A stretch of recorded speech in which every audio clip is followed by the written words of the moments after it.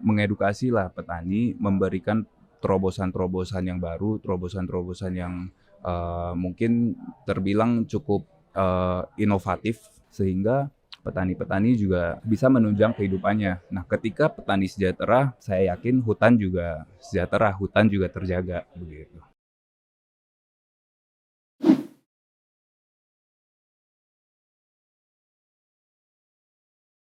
Pak Vincent, Ya. di Taniu Hmm.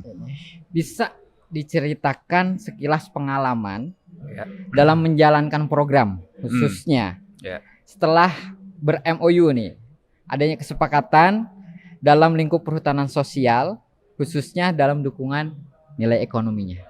Oke. Ya, mungkin saya cerita sedikit latar belakang terjadinya kerjasama atau MOU dengan pihak kehutanan atau dengan PSKL lah, Social Forestry dalam hal ini.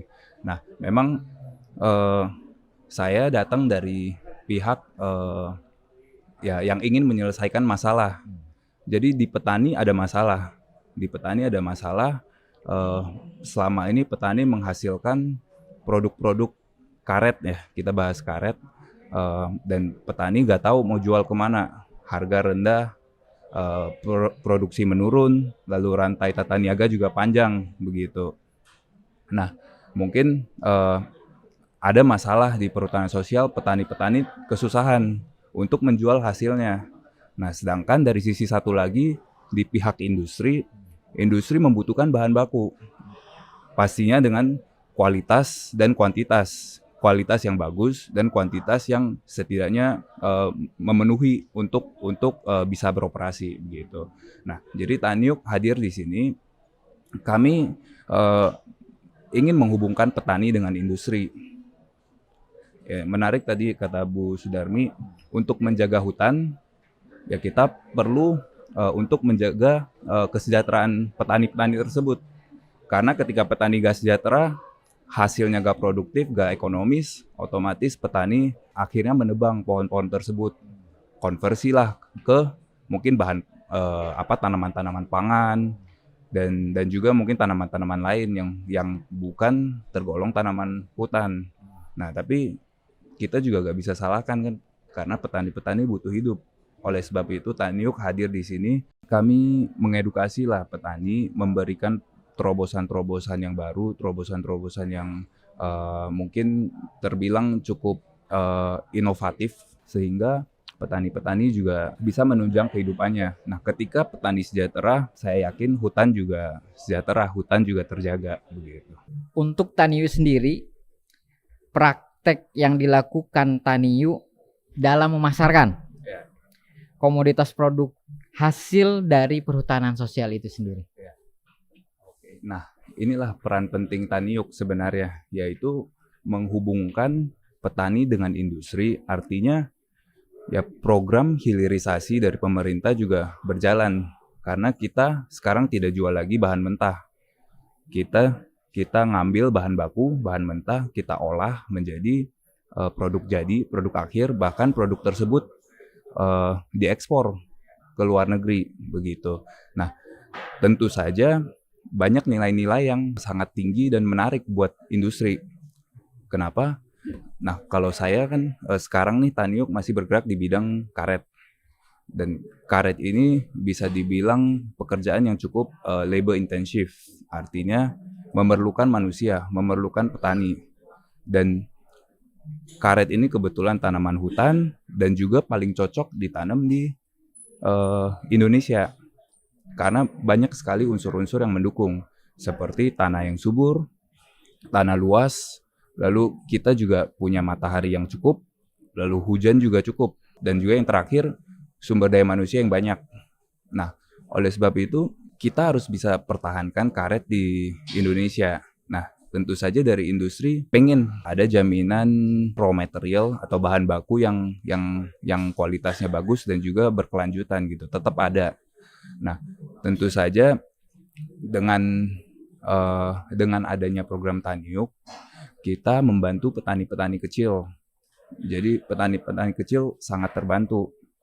Ya kita nggak cuma beli hasil dari petani, tapi kita juga membangun ekosistem di sekitaran petani. Wilayah di petani karet itu semua sangat terbantu, nggak cuma petani karet saja gitu. Jadi bahkan dari pihak transportasi, dari pihak kami juga mengangkat supervisor atau mandor kan. Lalu juga ada juga tentu saja ekonomi di daerah meningkat dengan adanya peningkatan pendapatan, dan juga ya dengan peningkatan pendapatan tersebut ekonomi daerah meningkat dan bahkan ya bisa mendukung ekonomi negara begitu. Seberapa potensial nih yang dilirik oleh Taniu terhadap hasil hutan yang dapat dimanfaatkan untuk nilainya ekonomi terhadap pendapatan masyarakat khususnya di perhutanan sosial agar terjamin kesejahteraannya. Potensial dari hasil-hasil wilayah perhutanan sosial tersebut. Ya, mungkin saya bisa bercerita banyak tentang karet karena saya juga berpengalaman di industri karet. Ya, kalau produk-produk kehutanan yang lain mungkin saya nggak terlalu paham. Namun untuk di karet sendiri, ya seperti di karet banyak produk-produk karet yang sebenarnya bisa dijadikan produk akhir. Contohnya seperti lateks cair. Lateks cair ini adalah grade tertinggi. Lateks cair bisa diolah menjadi sarung tangan, bisa diolah menjadi balon, bisa juga kondom. Ya karena produk-produk karet yang tipis dan juga perlu kualitas tinggi dan higienis. Nah, selain lateks, ada juga produk-produk karet lainnya seperti lem yang sudah beku, lalu ada trilace. Nah, itu semua juga masih bisa diolah, masih bisa dijual lagi ke industri ban contohnya. Industri karet lainnya. Nah, bagi saya sih karet ini sangat spesial dan nggak tergantikan.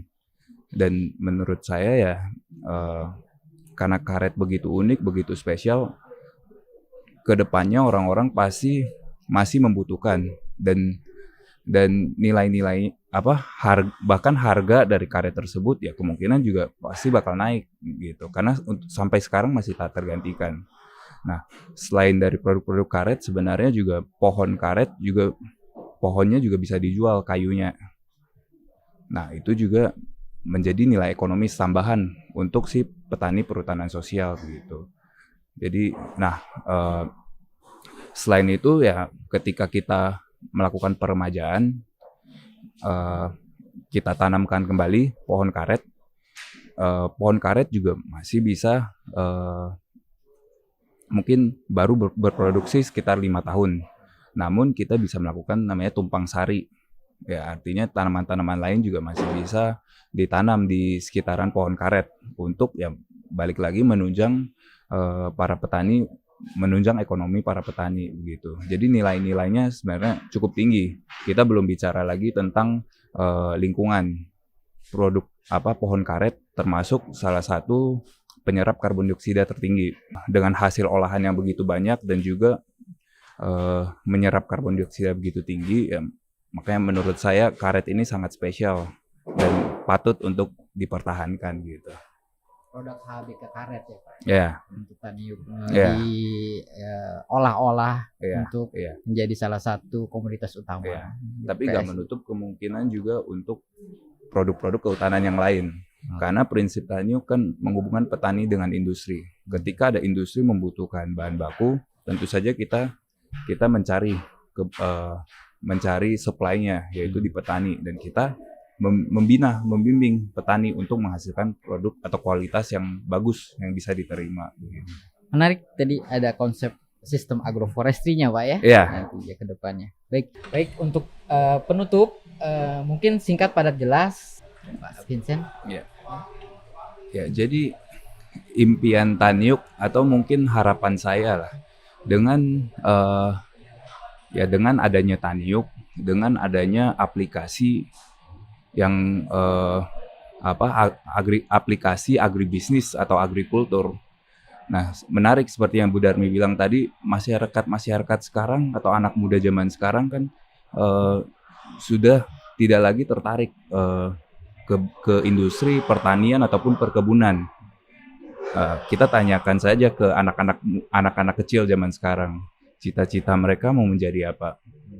Tidak ada yang menyebut mau menjadi petani atau pekebun. Pasti sebutnya teknik, atau enggak dokter, atau enggak polisi, begitu kan. Nah, padahal sebenarnya sayang sekali, Indonesia merupakan negara yang sangat cocok untuk negara agraris. Jadi Indonesia sebenarnya sangat cocok dan layak untuk ditanami berbagai jenis tanaman. Nah, jadi harapan saya dengan adanya Taniuk, ya masyarakat bahkan pemerintah, pihak ya multi pihak lah, industri, perusahaan, kita bisa saling bekerja sama, kita bisa menanamkan lagi mindset bahwa jadi petani itu sangat sangat seru, sangat menarik gitu. Dan bahkan ya kedepannya ya saya harap juga bisa banyak kontribusi dari pemerintah, dari masyarakat untuk mengedukasi para masyarakat muda ataupun anak-anak muda ini untuk tertarik kembali menjadi petani. Ya, jadi ya itu juga konsep dari Taniuk. Jadi kita mengajak masyarakat untuk bertani. Taniuk. Ya, terima kasih banyak atas apa yang disampaikan dari Bu Darmi dan Pak Vincent, selalu dalam semangat memperjuangkan dan mendorong program perhutanan sosial. Amin. Oleh karena itu, saya sebagai host mengapresiasi dari unsur lembaga usahanya Taniu, Pak Vincent yang sudah meluangkan waktunya, dan juga utamanya sebagai tokoh masyarakat dan juga ketua langsung dari Sedia Rukun, HKM Sedia Rukun. Saya mengucapkan terima kasih banyak atas waktu yang diluangkannya. Mohon maaf apabila ada yang tidak berkenan. Ya. Wabillahi taufiq wal hidayah. Wassalamualaikum warahmatullahi wabarakatuh.